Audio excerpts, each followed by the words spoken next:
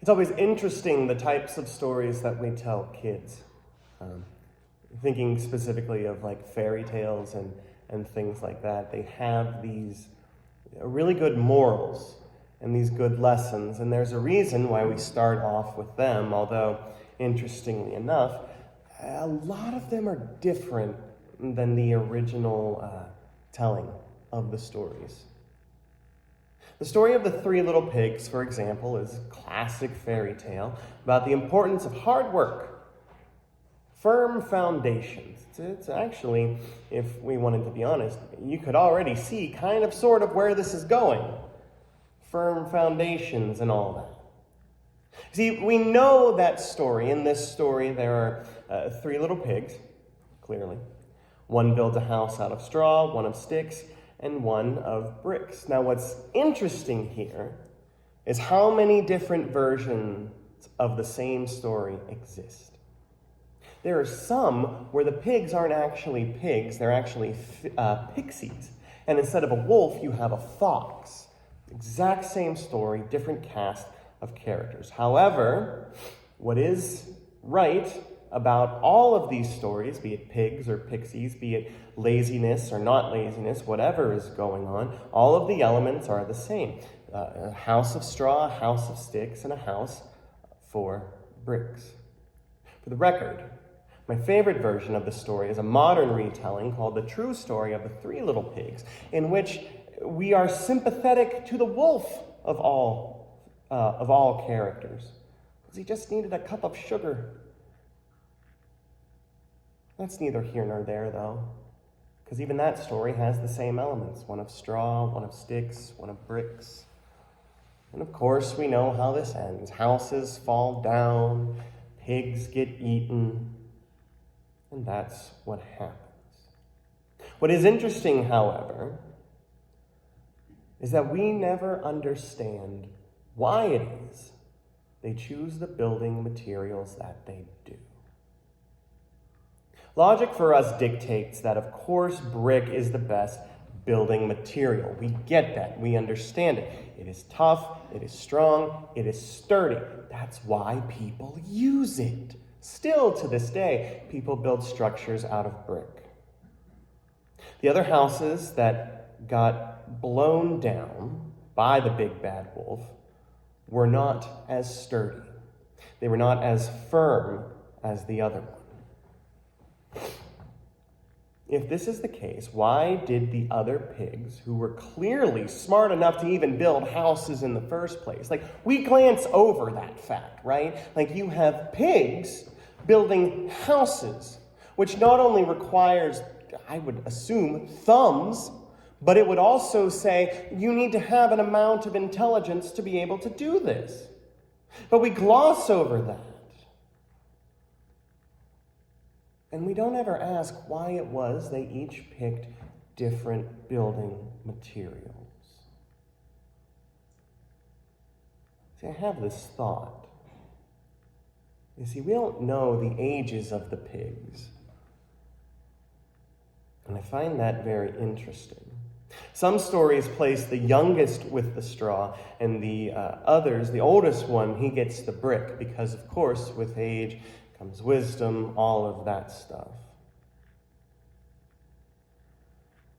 Even if it was the oldest or the youngest, because in some stories it's the exact opposite. The youngest is like, I'm going to use the brick, and the oldest is like, well, I'm tired and older, I'm just going to use the straw, it'll be fine. It just really depends on the version of the story. But what we do know and what we do understand is that that doesn't matter.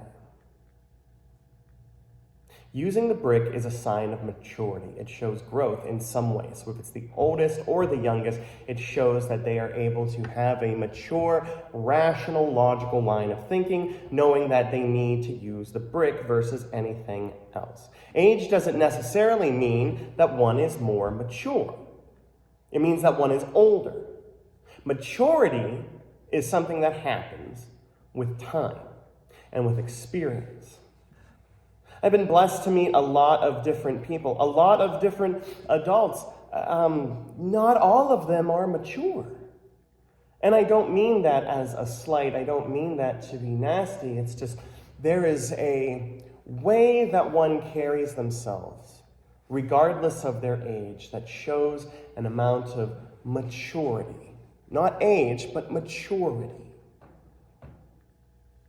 Sometimes we tell kids, oh, you've got an old soul.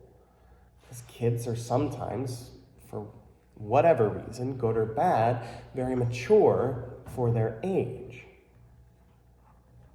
Maturity and age don't mean the exact same thing.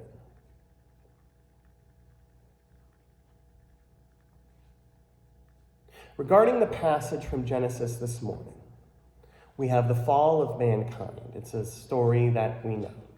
Adam and Eve in the garden, a snake comes along, hey, eat the tree. No, it's fine, you can do it. Okay. Then they eat of the tree. This is how sin and death enters into the world. The story allows us to play the blame game. Sin is here because of Eve. It's totally her fault. The one horrible joke that I've always heard is the one time a woman knew exactly what she wanted to eat, and look what it caused us. So we use this story to play the blame game.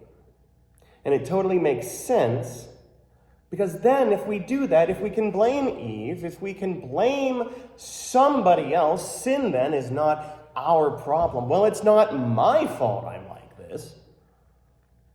It's Eve's fault for eating the apple. Wasn't an apple. It's never named an apple. And if you know anything about geography and where scholars sometimes kind of sort of place where the Garden of Eden would have been, you're actually looking more of a pomegranate, which is really interesting. If you look at pomegranates in mythology, especially with like the myth of Hades and Persephone, again, neither here or there. It was a fruit. It was fruit from the knowledge of good and evil. We blame Eve.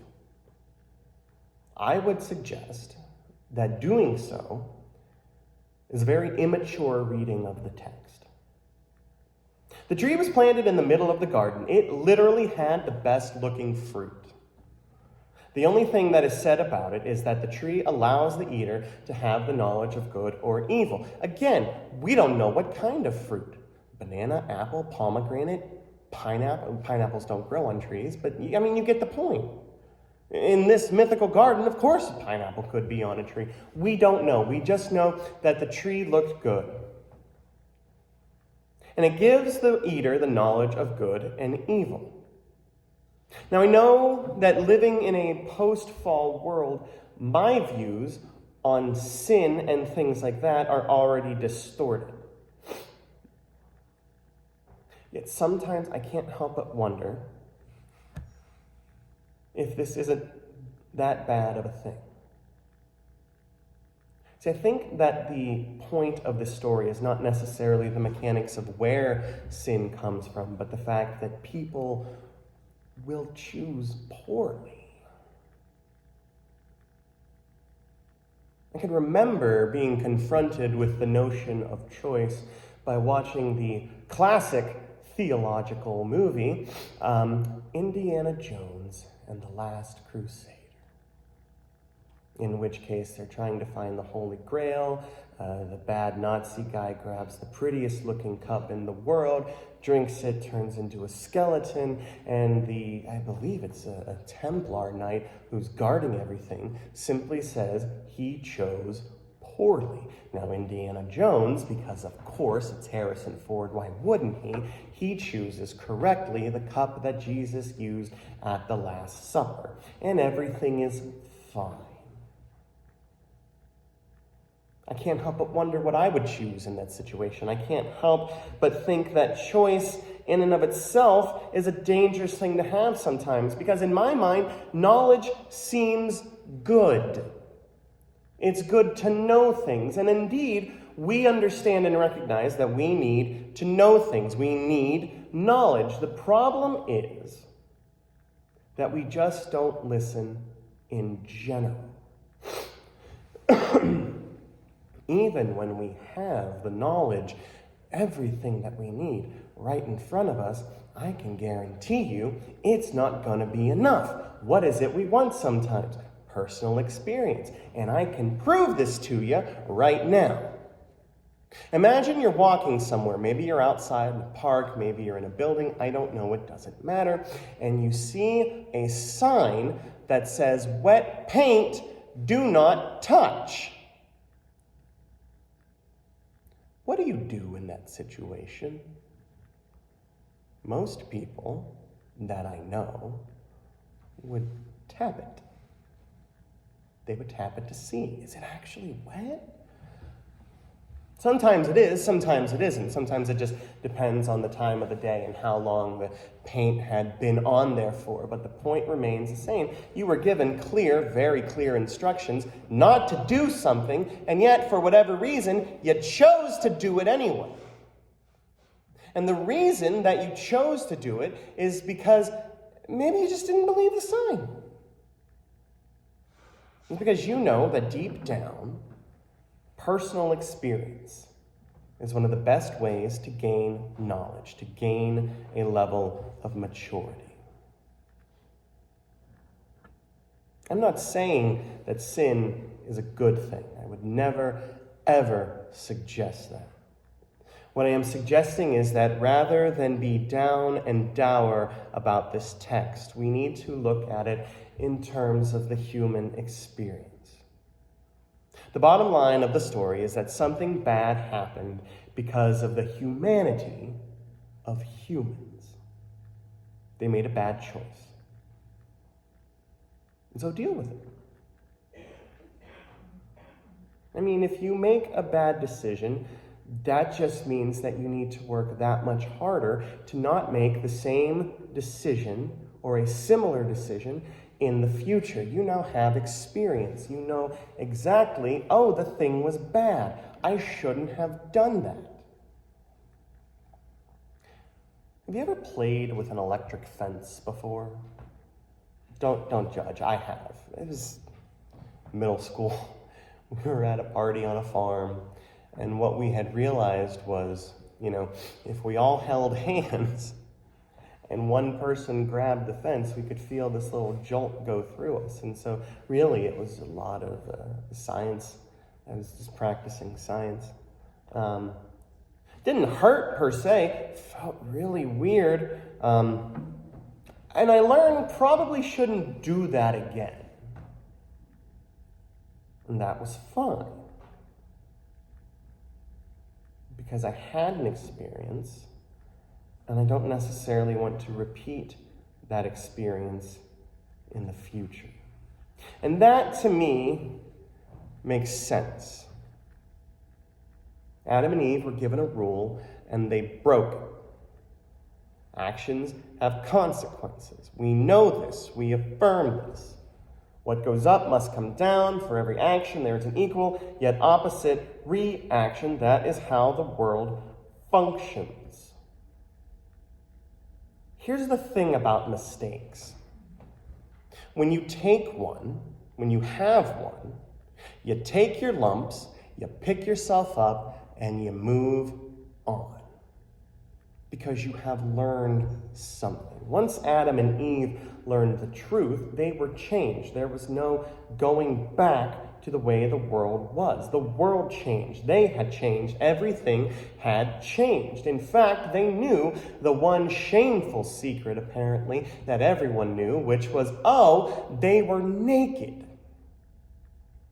And it wasn't a big deal that they were naked until this moment where they realized that they were naked. Have you ever had one of these moments where you do something and it's fine, it's completely fine and normal to you, and then someone says, oh no, that's wrong, and here's why. And suddenly your whole world is flipped upside down. The amount of people that I know, for example, that refuse to buy blood diamonds is staggering. Not to mention the times that we use our money to show something. I don't like that this company supports X, and therefore I will not put my money into this. And that means that you miss out on something. When you know knowledge, when you know understanding, the world has changed. The choices that we make, for good or for bad, make us the people that we are today. And this, friends, is of vital importance to us. My favorite author, Neil Gaiman, when asked, I was blessed and privileged. I got to see him speak last year, and it was phenomenal. He was asked if he would change any of the bad things that happened to him. Missing out on writing a particular story, missing out on this opportunity, having to do X instead of Y, any of these things. And he had said, no. He said he wouldn't have changed things because the bad things happened. And the fact that some of the bad things, some of the rough things happened, led to some good things, some better things. So, if you were to change one thing, you would accidentally change something else. Because human beings are a pile of the experiences that we have. And those experiences, good and bad, allow us to grow. And that, friends, is what's known as maturity. Knowing that your choices, both good and bad, got you to be where you are today. It is the only lesson that can be learned via experience. You make a choice, you take the consequences, good or bad, and you move on. Now, the problem is when we expect that we should make the right choices all of the time. It's not going to happen. Did you know that if you wear black dress shoes, you're supposed to wear like black or dark socks? Or if you have black shoes on, you should probably wear a black belt. Or what's interesting here is not every color matches together, and my brain doesn't work like that.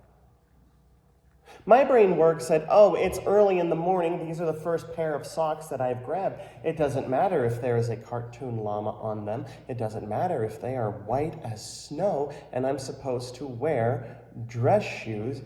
They're socks. They serve a function. You don't care about how they look. And yet, society and social norms dictate, no, they have to match. That minutia has to match. There are about half a dozen other social norms that I do simply because I have to. Don't ask me to match colors, because one of my favorite color combinations is green and purple. I like it. I think it looks good together, and yet some people will say, no, you can't do that. I like to mix flavors together that don't necessarily go together, because you have this unique, interesting thing that happens, and you can only do that by trial and error. I'll get it in my head, this idea that, okay, this is an applewood smoked piece of pork. Cool. I'm going to cook it in apple cider. Are you supposed to? I don't know. I'm just throwing it all in a crock pot and walking away anyway. And we'll put apples in there, because then why not? You get apples in there. And we'll drizzle a little bit of honey on the apples just to make it kind of sweet. Is any of this going to work? It might. Oh, but we don't do that here. That's not how we do things. And you can't function like that because you have to try things. You have to have experiences. Now, I'm not saying that we should go, there are some things I don't think anybody should experience. Like hard drugs? No, that's not a good thing. Like nobody has a casual heroin problem. What I am saying is that for the bulk of our lives, seeing, learning, and understanding something is the way that we grow. And the problem is we expect to get things right 100% of the time. You're not going to. That's the story of Adam and Eve. It's not that Adam and Eve caused sin and all of the downfall and this, that, or the other thing. It's that Adam and Eve were the one thing that we are, human.